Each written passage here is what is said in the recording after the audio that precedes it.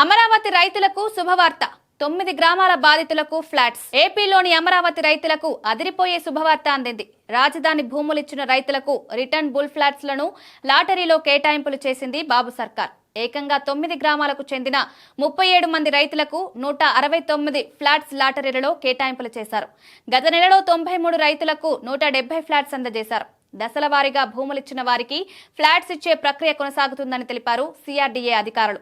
కూటమి ప్రభుత్వం వచ్చిన తర్వాత ఇది మూడోసారి ఫ్లాట్స్ కేటాయించిన సిఆర్డీఏ తాజాగా రాజధాని భూములిచ్చిన రైతులకు రిటర్న్ బుల్ ఫ్లాట్స్ ను లాటరీలో కేటాయింపులు చేసింది.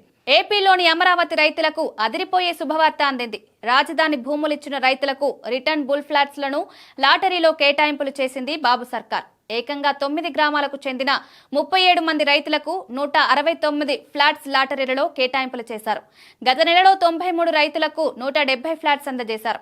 దశల వారీగా భూములిచ్చిన వారికి ఫ్లాట్స్ ఇచ్చే ప్రక్రియ కొనసాగుతుందని తెలిపారు సిఆర్డీఏ అధికారులు.